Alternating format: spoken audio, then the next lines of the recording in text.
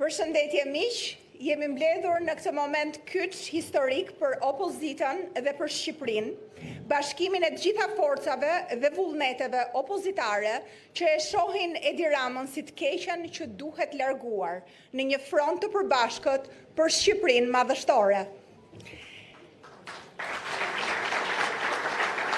Shqipëria madhështore nuk është vetëm një slogan elektoral, por është vetdia për të shkuarën me arritje të pakundërshtueshme të qeverisjes së Partisë Demokratike dhe aleatëve të saj, si futja në NATO, liberalizimi i vizave, 11.000 kilometra rrugë të ndërtuara, rruga e kombit dhe shpallja e pavarësisë së Kosovës në Tiranë nga presidenti Bush në krah të kryeministrit Berisha. Sali Berisha e ka vetdijen dhe qëllimin për një Shqipëri madhështore. Ftoj kryetarin e Partisë Demokratike, profesor doktor Sali Berisha.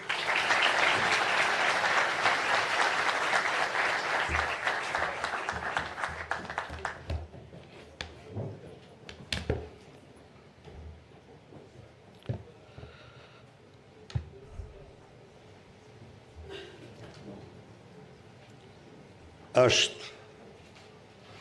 një nder jashtëzakonshëm të drejtohem sot shqiptarëve,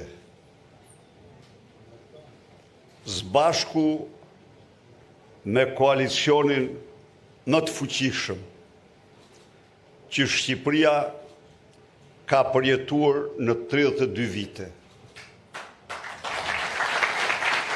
Të drejtohem shqiptarëve në një moment historik, moment të cilin ky kom vendos në përpjekjen më epike për të ndarë nga diktatura e dytë që kombi përjetoi 34 vite pas përmbysjes diktaturës parë. Kjo ditë është një ditë shumë e veçantë në historinë e përpjekjeve të shqiptarëve për liri dhe dinjitet, në historinë e përpjekjeve të shqiptarëve për një Shqipëri tjetueshme, për një Shqipëri made in Albania, për një Shqipëri madhështore, Shqipërinë e ëndrave të shqiptarëve. Ky koalicion që inaugurohet sot, që paraqitet sot para shqiptarëve, përfaqëson jo vetëm shumicën absolute në distancë të qytetarëve shqiptar, por përfaqëson në distancë elitën politike dhe të gjithanshme të kombit shqiptar. Ky koalicion ka në gjirin e vet vajza dhe djem, burra dhe gra, qendrështar të pamposhtur, personalitete, patriot dhe ekspert të shquar të shkolluar në shkollat më të mirë të Europës dhe të botës.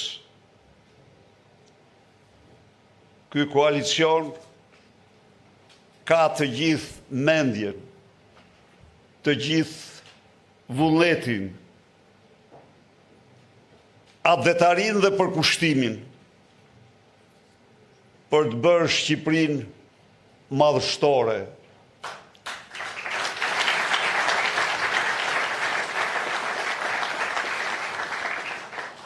Për të bërë Shqipërinë një vend ku qytetarët e lirë të saj të mos njohin më dhimbjet e pamerituara shnjërzore të varfërisë ekstreme, ku qytetarët e saj, bijat e saj, të rëndin pas ëndrës tyre më të bukur shqiptare, të ndërtojnë të ëndër në Shqipëri. Kur ndonjëherë para kombit dhe shqiptarëve nuk është paraqitur një koalicion i tillë, me këto potenciale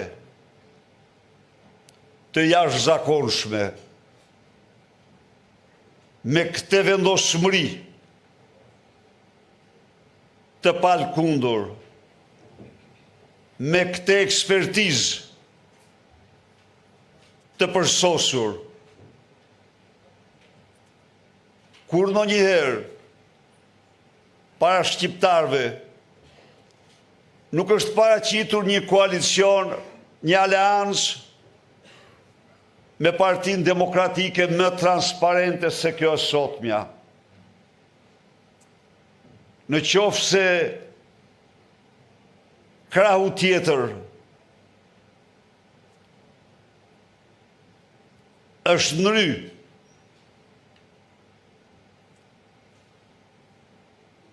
në pallatet qeveritare, shumica e kandidatëve të këtij koalicioni u paraqitën përballë shqiptarëve, u votuan, morën iniciativën të ofronin kombit dhe vendit tyre shërbimin, ose u propozuan nga degët e Partisë Demokratike. Pra, ky nuk është koalicioni të panjohurave, por ky është koalicioni i transparencës, i burrave, grave, djemve dhe të vajzave që i njohin shqiptarët, që i vlerësojnë shqiptarët. Një koalicion që përfaqëson të gjithë interesat, shtresat, komunitetet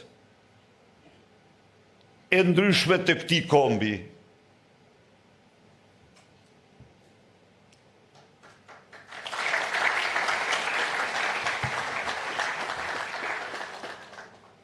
Ky koalicion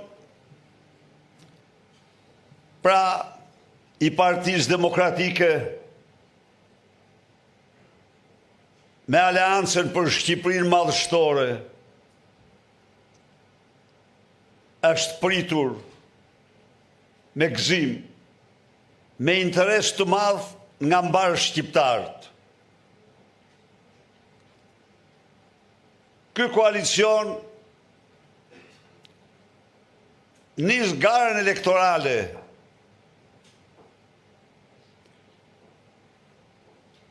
përballë një narkoregjimi i lidhur kokë e këmbë, kokë e xhep me krimin dhe korrupsionin. Por ky koalicion nis garën elektorale me një përsi të jashtëzakonshme morale. Prej 2 muajsh, Partia Demokratike dhe aleatët e saj kanë bërë fushat elektorale më të suksesshme në historinë e tyre jashtë vendit. Angazhimi i Partisë Demokratike dhe aleatëve të saj në fushat elektorale me shqiptarët jashtë vendit, shqiptarët në emigracion dhe diasporë, ka provuar, ka ndezur zemrat dhe shpresat e tyre, ka provuar një entuziazëm dhe vendosmëri e pa parë ndonjëherë tek shqiptarët që nga vitet 90 deri sot. Të dashur miq, me të drejtë,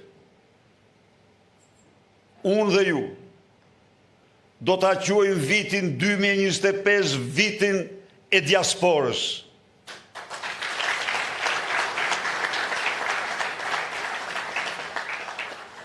E meritojnë plotësisht ai reagimi tyre i fuqishëm, ai entuziazmi tyre i jashtëzakonshëm, ajo vendosmëri e tyre e madhe për të marrë pjesë në zgjedhje dhe votuar opozitën, është dëshmi e një dashurie të paprekur të tyre ndaj Shqipërisë, e një dashurie të tyre ndaj cilës Shqipëri, ndaj Shqipërisë demokratike, Shqipërisë së qytetarëve të lirë, Shqipërisë së ligjit, Shqipërisë që u jep nder dhe dinjitet dhe jo narkoshtetit shqiptar. Për çmimi, për buzja, që emigracioni dhe diaspora i bëri kreu të narkoshtetit e Edi Rama në takimet e tij, e detyroi atë t'i ndërpres ato takime. Akoma më keq për zunata përfaqësuesit e tij me 5 mbiemra. Pra, viti 2025 është viti diasporës. Diaspora ka bërë zgjidhjen e saj të shpëtojë Shqipërinë.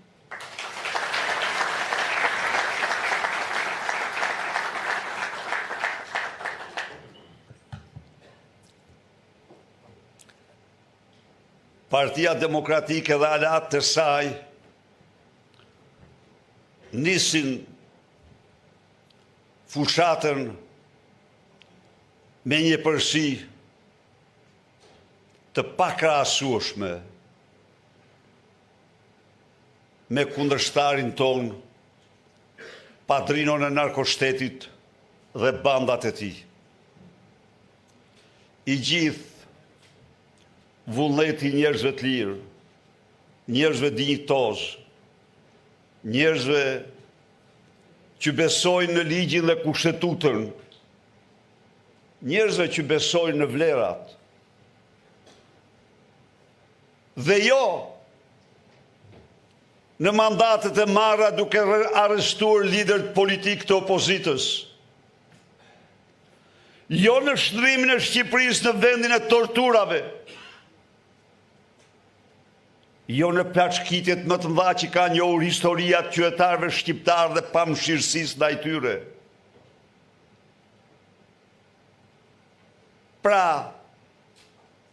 para qytetarëve shqiptarë ne shkojmë kokulur dhe ballhapur. Shkojmë kokulur sepse do të kërkojmë mbështetjen e tyre. Do të kërkojmë zemrën e tyre, do të kërkojmë mendjen e tyre, por gjithashtu ne paraqesim një projekt që Shqipëria se ka njohur kurrë më parë. Kurrë.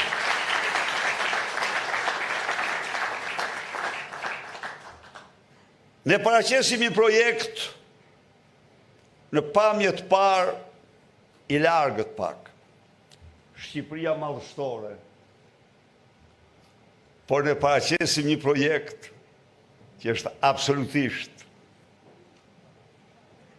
ëndra më e bukur, ëndra më e bukur e ditës dhe jo e natës, e çdo shqiptari, e çdo adhetari, e çdo njeriu punëtor, e çdo njeriu të lirë, e çdo njeriu me dite.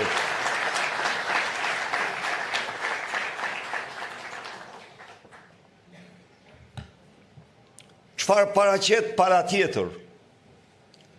Paraqet hardhuc paraqet Zhapi, paraqet Bretkoca, Zhaba, dhe tani s'fundi i kanë ngel në goj ku je kujtim, jepi ato musteqe, ose bëj diçka me të se çmendet pas musteqeve tua, burë dhe të. Ku e kam kujtimi? Ha, bravo! Ti kujtim se unë e ti e njohim atë nga ana psikologjike. Ja din ti arsyet pse ka atë, po tjetër punë tani. Nuk është çështje e kësaj mbledhje.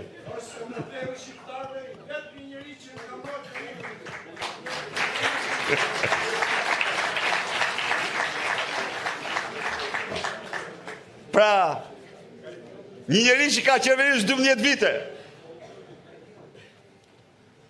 dhe nuk u thot do të shqiptarëve do, su të regon do të shqiptarëve një arritje. A mundet kështu? Sepse, nuk u të regon do të sepse dhe ato arritje që numërohen me gishtat e dorës, janë të nëzira nga vjedhjet të mërshme. Nuk e përmend do të tunelin e Llogaras, sepse shkruhet 50 milion të vjedhura me një dorë. Nuk flet do të për Unazën, që e mbylli përsëri, sepse 13 kilometrat e fundit i ndau në 14 kontrata. Nuk përmend do të rasat e Gurit që ka shtruar shesht e qyteteve, sepse kanë kushtue, sepse ka vjedhur me to, 10 herë çmimin e tyre. Nuk përmend do suksese, sepse ka mashtruar fjalë për çdo gjë shqiptarët. Se u thoshte ujë 24 orë. Dhe tani ujë më keq se kur. Se u thoshte pensionet rrogat. Dhe tani në qoftë se rritet pensioni minimal aq, Shqipëria bjen katastrofë. Nuk përmend dot të vëshën që e ushqimeve që do ulte. Pa çka se çmimet kanë shkuar në stratosferë. S'përmend dot asgjë, asnjë premtim se që të gjitha janë mashtrime. Por mbi të gjitha, forcat tona politike janë forcat interesit kombëtar.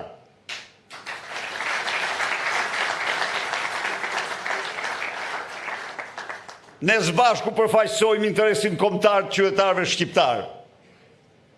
Çfarë përfaqëson ai? Çfarë përfaqëson ai? Ai përfaqëson armikun, një nga armiqtë më të egrët kombit në të gjitha kohrat. Ai përfaqëson njeriu. Ai përfaqëson njeriu që në 12 vite qeverisje përzuri nga Shqipëria 45% shqiptarve ndaj dhe u etiketue si pashiqi i Tiranës.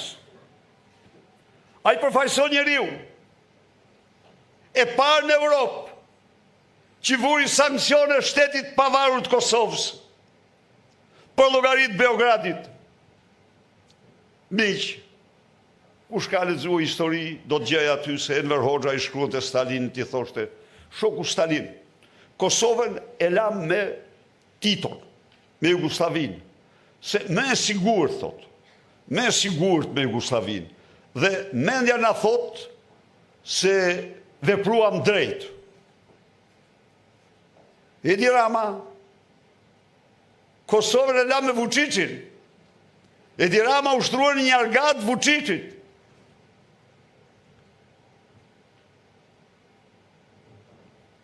Dy ditë më parë Departamenti i Shtetit dënoi. Sekretari Marco Rubio dënoi Dodikun. Edi Rama hesh si fije e barit për aktet e tij destabilizuese. Pra, kemi të bëjmë në këta aspekt shpëtimin e Shqipërisë nga një rrezik madhor antikombëtar që rrallë ka patur në histori siç është Edi Rama.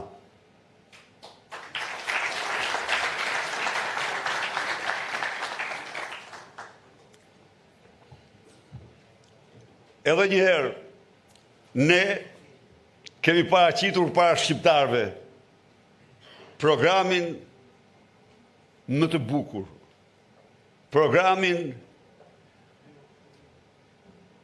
më të mirë, programin e një Shqipërie vërtet madhështore.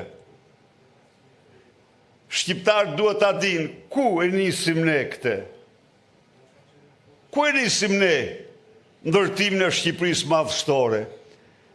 Ndërtimin e Shqipërisë madhështore e nisim tek dhimbjet e tyre,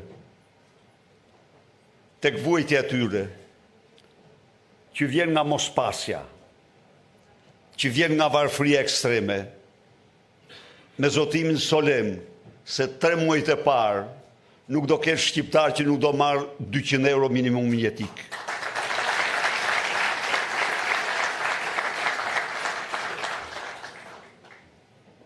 Dhe se rrogë minimale nuk do ketë në 500 euro.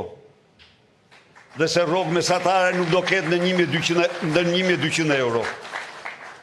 Po, zotëri, po s'ka gjë më, s'ka detyrim më madhor për njeriu që ka shpirt dhe zemër, se sa taksat që merr prej qytetarëve t'ja u kthej atyre direkt në mirësi. T'ja u kthej atyre direkt në mirëqenie. T'ja u kthej atyre, t'i çliroj ata nga vuajtja e blerjes ushqimeve, ilaçeve e tjerë me radhë. Vetëm kaq, jo, edhe më shumë. Kjo stres në nevojë, këto që japim nuk i ka të mjaftueshme. Dhe ne kemi vetdijen për këtë. Ka dalë jashtë zonës së varfërisë ekstreme, por nuk i ka të mjaftueshme. Atëherë, karta e konsumatorit. Se cili prej tyre do të marrë mbrapsht të vëshën që paguën për ushqime, e cila është llogaritur nga specialistët 450 euro me kartën e konsumatorit. Po.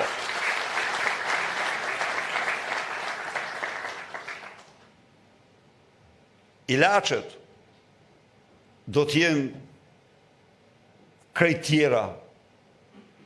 Nuk do mund të shiten ilaçe të cilat kanë çerek apo gjysmë efekti, siç ndodh tani. Qeveria do kompensoj. Retritët çmimit tyre ju garantoj se do kompensohet çdo rritje, po ilaçet do jenë cilësore ama. Nuk do jenë një mashtrim i përditshëm për të smurt. Nuk mund të mungojnë kurrë. Se prap thash, jemi tek dhimbja. Jemi tek dhimbja, aty e nisim ne. Po si mundet një shoqëri? Si mundet një komb me një buxhet 7-8 miliard të lërë një grup njerëzish pa ilaçe, se ilaçet e tyre kushtojnë? Ajo është atë bën një qeveri pa shpirt, por një komb i qytetruar nuk e bën kurrë. Kurrë. Edhe unë i garantoj. Pse nuk kishte përpara, më fali? Pse nuk ekzistonte kjo situatë përpara? Edhe atër kushtonin. Ka ilaçe që kushtojnë shumë. Por nuk mungonin në mënyrë absolute. Sepse këta i përzun të gjitha kompanit nga Tirana. I pushtuan vetë. Për t'ja u thjeshtuar. Në qoftë se në rrugët e mëdha të Shqipërisë i ndërtuar me kompanit më të mëdha të botës, këta i ndërtojnë me salillarin, me këte, me atë, me radhë, dhe shemben, bëhen, kushtojnë, ribëhen, e tjerë me radhë. Kështu është dhe puna e ilaçeve. Ilaçet i dominon Vilma Nushi dhe shqiptarët marrin ilaçe krejtësisht jashtë çdo kontrolli. Merr fund. Nafta. Jo, mo nuk mund ta paguaj shqiptari. Shqiptari do lëviz. Se tani vjemi para problemit. Të kenë apo të mos kenë makina. Të kenë sa më shumë makina. Dhe naftën do jetë, pa absolutisht ta më topi. Dhe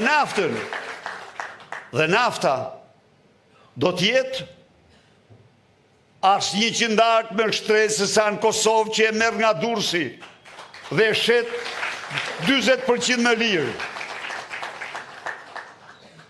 Energjia elektrike, jo do ullet, do jetë 7 lek, kaq, e ka me në të gjitha për llogaritjet, mund t'jetë dhe më lirë, por unë po them 7 lek. Për biznesin, do jetë 6 lek, do jetë 3 herë më lirë. Pronar të përdjekurit, brenda mandatit parë do të marrin çdo dëmshpërblim, çdo rikthim, çdo kompensim që u takon.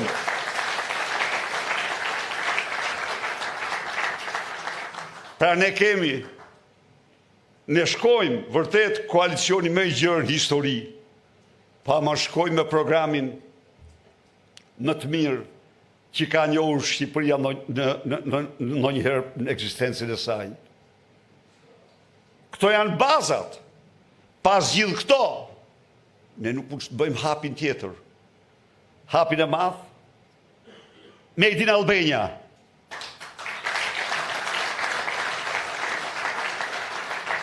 Tani nuk kemi më njerëz të izoluar, po në tërësi kemi patur mundësi të shëtisim, ose të kemi qenë në emigracion, ose të njerëzit tanë, pra e njohim pak a shumë. Kudo që shkoj dhe kudo që kam shkuar, unë një vend të begat me pasuri natyrore si Shqipëria nuk kam pa. Jo, nuk kam pa.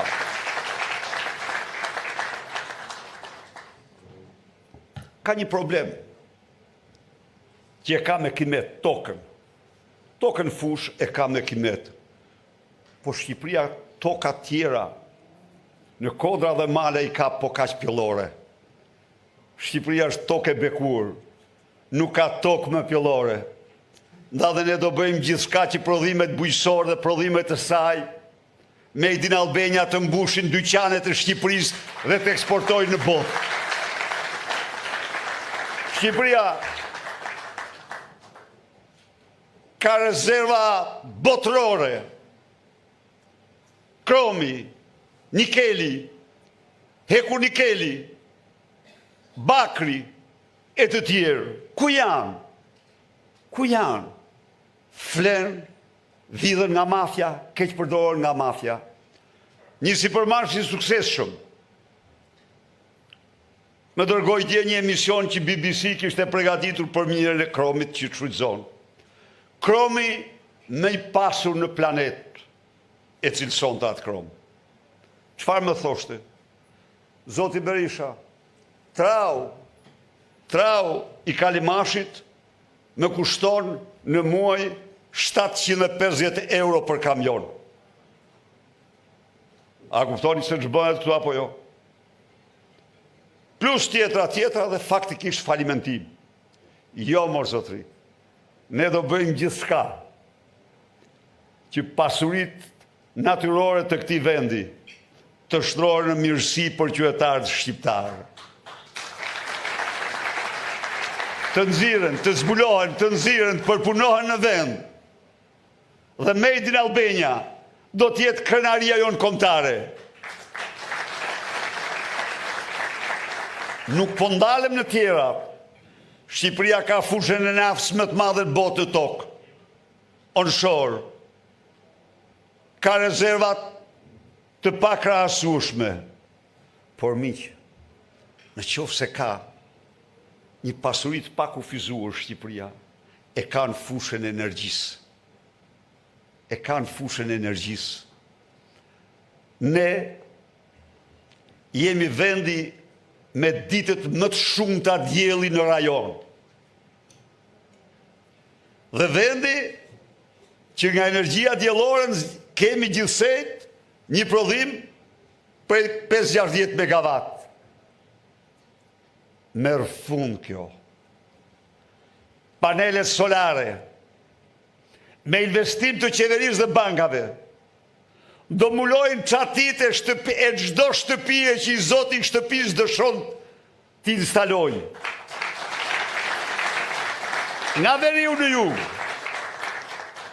do paguaj 3 vite energjinë me çmimin që ka paguar, dhe pas 3 vitesh do e ketë falë për gjithmonë.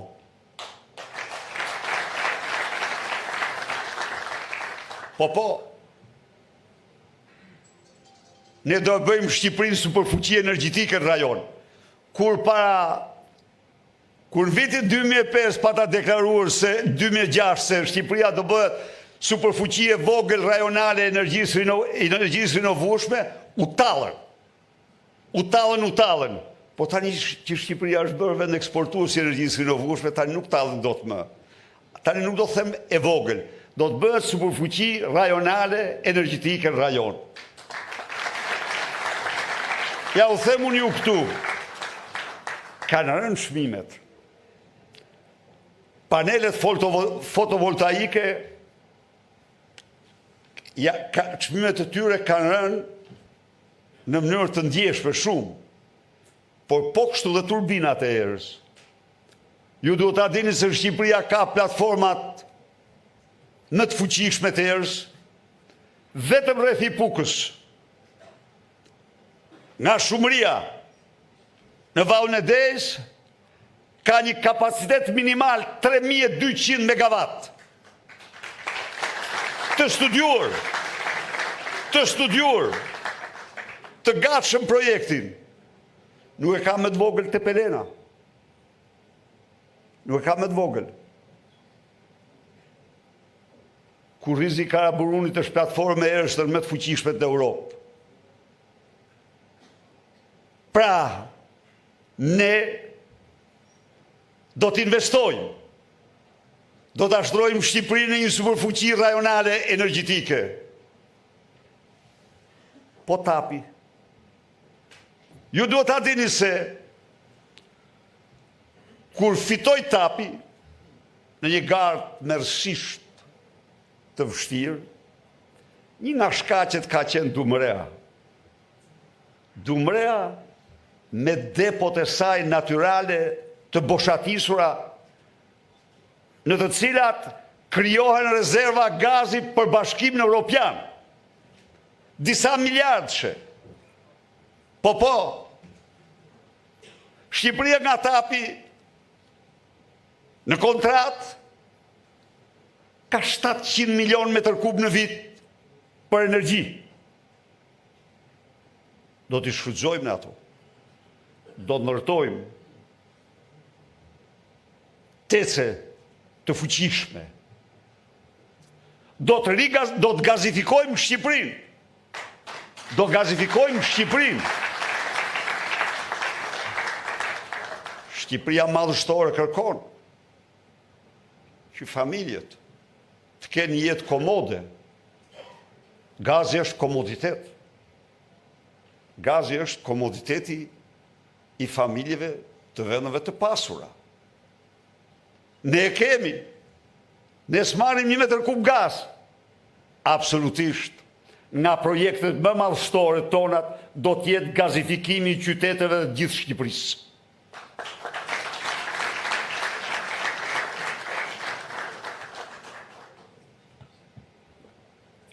Miq, nuk është vetëm kaq projekti ynë për Shqipërinë madhështore. Projekti ynë për Shqipërinë madhështore është Shqipëria epiqendër e teknologjive të larta, teknologjive më të avancuara në rajon dhe njëra nga epiqendrat e rëndësishme të Europës. Me ekspert ndërkombëtar dhe kombëtar, është përgatitur projekti dhe programi, me të cilin Shqipëria do bëhet epiqendër e data qendrave, të cilat janë diamantet në kurorën e high-tech-ut, në kurorën e zhvillimeve më të avancuara ekonomike. Do jetë vendi i inteligjencës artificiale, i internetit 3, i blockchain dhe kriptomonedhave. Pra,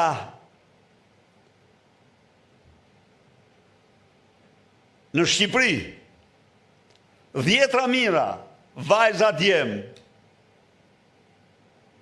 të shkolluar jashtë vendi, por dhe në Shqipëri, do kenë mundësi të kthehen dhe të punojnë në sektorin më të avancuar të ekonomisë botërore, që është sektori i high-tech-ut. Ky është projekti ynë i Shqipërisë madhështore. Projekt, thash pra, që në pamje të parë të duket pak si një horizont i largë, por projekt që është absolutisht i realizueshëm dhe që ky koalicion me potencialet e jashtëzakonshme që ka do ta shndrojë në mandatin e parë realitet për shqiptarët.